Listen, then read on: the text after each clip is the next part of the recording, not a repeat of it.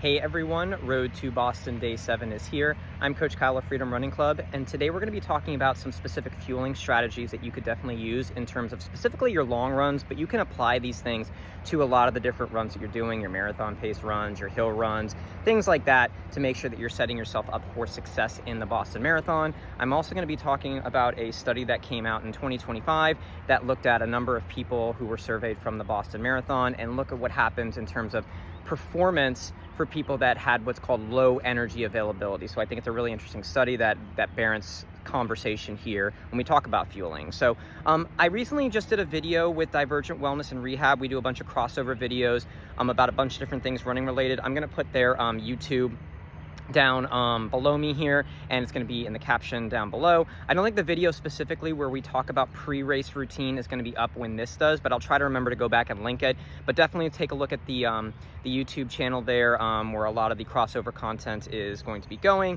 and you can see a little bit more specifics about pre-race routine outside of just fueling if you're interested. So why are we fueling in these runs, right? The last thing sometimes you might want to do is fuel during these runs, but the reason why you do it is carbohydrate availability. People talk about hitting the wall in a marathon, and it really comes down to, there's a bunch of different reasons why fatigue happens, but one of the key factors in these races that take longer than 2 hours, and that's really one of the key time frames here, is that you run out of carbohydrates. Now, there's some new things about fueling and how performance can be improved in things like half marathons that are under 2 hours, under 90 minutes, even 15K pace if you're under an hour, that kind of thing. But specifically, let's talk about kind of like the more traditional way of looking at it, why that 2 hours is the case.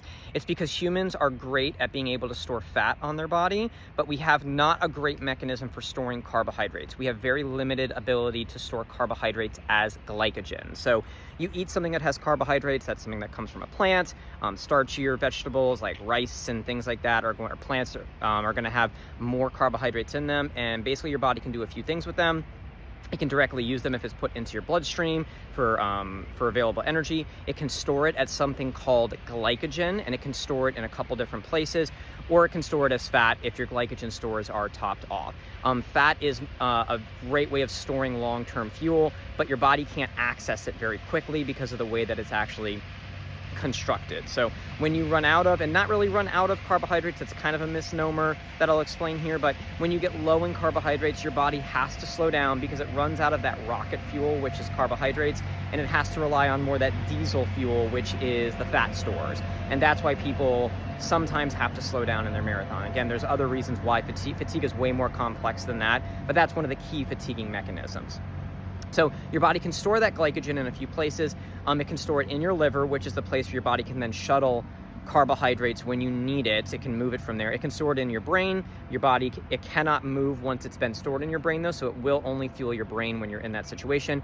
Or in the working muscles. Again, once it's in the working muscles, it cannot go anywhere else. So your body actually stores more glycogen in the working muscles that you exercise. So if you're a runner, you're going to store more of that in, say, your leg muscles, your thigh muscles, those muscles that are going to be doing a lot of long-term work when you're running. You can also store it in things like your heart, that kind of thing, for that kind of sustained effort. So your body's really good at doing that. That's one of the actually training adaptations from chronic aerobic training, is you store it more in these muscles that need the energy supply from the carbohydrates. When you get to about 20% of carbohydrates, your brain actually says, we're not shuttling any more of the liver glycogen to the muscles. You're going to slow down because the brain's always going to take priority because of how fast it needs to be able to do things. Your brain basically can use carbohydrates, or in very, very dire situations, it'll use ketones because it's very close to carbohydrates. Your brain doesn't want to do that though. It always wants to have carbohydrates. It's definitely its preferred fuel source, in the same way that your muscles' preferred fuel source is stored, or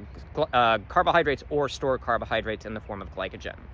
So what are we doing? This is why you want to go into your runs. Maybe you've had some more carbohydrates the day before your long run, some pasta, some rice, potatoes, those kinds of things. And then the morning of your long run, you want to think carbohydrates, carbohydrates, carbohydrates. That's the fast fuel.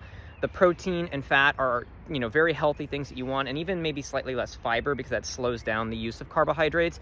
But essentially, you want to have carbohydrates. That can be bread, that can be juice, that can be more of those things that are for runners. I really like the Honey Stinger waffles, not sponsored, just really like them myself. They work well for me. So you're going to want to use something like that that has a lot of carbohydrates, so your body has a fresh hit of that blood sugar we talked about earlier in this video. And if you've been doing a good job of eating carbohydrates, and again, you're doing this training effect, your body's gonna have stored carbohydrates in the form of glycogen for these long runs. But if you're doing a long run of 2.5 hours, maybe 3 hours, maybe you're close to your peak week and you're doing something like that, you're gonna wanna fuel during the run as well. And that's where you're gonna wanna take something like a gel. This is where sometimes people do things like candy. If your stomach is okay with it, candy is gonna have sugar, which is a very easily accessible source of carbohydrates. Your body is going to break any carbohydrate down into sugar. So don't be afraid of sugar in this situation. Your body has to break it down. And if you've already given it more simple sugars, which is what a lot of these gels are going to be, and the better ones are going to be, so that your body can use it very quickly. You don't have that lag process. I use a particular brand called Martin for a lot of my gels, and I can feel it working very, very quickly because it's very much broken down. If you look at the ingredients, it's waters at the beginning, and then it's glucose and fructose, the two main carbohydrates that your body wants to use, two main sugars during this sort of work. Now, I like that brand, and a lot of brands do what I'm about to say, so this is not exclusive to Martin. Again, not sponsored, just it works really well for me, and it's at a lot of the big races. You want 2-to-1 glucose to fructose ratio, 2 glucose molecules for every 1 fructose. That will allow your body to absorb it equally. Your body has 2 pathways for absorbing glucose and fructose, and that's something that you want to look at. You don't want to have more fructose than glucose. Honey is actually more fructose than glucose, so it's not necessarily the best for this. It's not terrible, but there's going to be some limiting factors there. So you're going to want to do those, and this is also very specific, but I take gels on anything that's going to be like 75 minutes or longer. I'm going to take a gel on like a 2.5 hour long run. I'm probably taking like 3. That's what works well for me, but you're going to want to have more than you actually need, because you might need a little bit more of that. And there's another thing that you're going to want to do, not just on your long runs, even though specifically this video is about that. You're going to want to also take this on your long runs to practice opening it up while you're running. As silly as that sounds, I've seen people in races drop their fuel, kick their fuel, and it's a bit of a disaster. It takes a little bit of practice to open that up at those intensities. And this is actually why I would say secondarily, do some of this work when you're doing your marathon pace standalone work too, so that you're used to opening it up at race intensity. So that's some of the things you're going to want to do. You're also going to want to take electrolytes, definitely both fueling and electrolytes in terms of sodium. Some more recent research has shown that people are not taking enough of it. You can take up to 1,000 milligrams of sodium, or need up to 1,000 milligrams of sodium per hour of aerobic work if you're a heavy sweater. So, again, using something like, say, salt pills, salt chews, maybe you have a handheld and you're taking, one of those sports drinks that have it. Make sure you're doing that, especially on these long runs, because that's a fatiguing mechanism, not having enough sodium. Everybody knows about cramping, but it also can do some other things in your body to limit the amount of performance. So I want to also reference the study that came out. It's actually the same group of people from the same year that did the previous study I talked about in terms of numbers of runs getting ready for the Boston Marathon. 2022 Boston Marathon, thousands of surveys went out, hundreds of people responded. And in 2025, the same group published this study where it looked at what happened with people that had low energy availability and their performance in the 2022 Boston Marathon. So very applicable to, are you fueling enough during your long run? So what they looked at for these people was a bunch of different things, and BMI did not impact this at all. So you could be a smaller person and have low energy availability, or a big person and have low energy availability, or vice versa. BMI had no impact on that at all. And I know BMI gets kind of like this bad reputation, but it can definitely tell if somebody's underweight. It has a little bit more difficulty if somebody's overweight.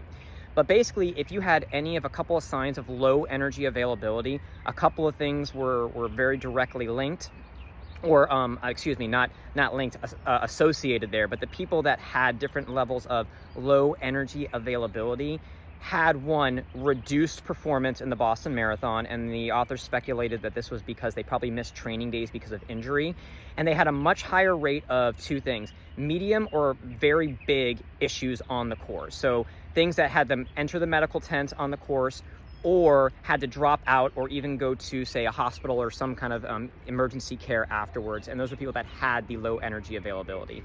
They had no increased rate of, say, smaller injuries. That didn't matter if you had low energy availability or not.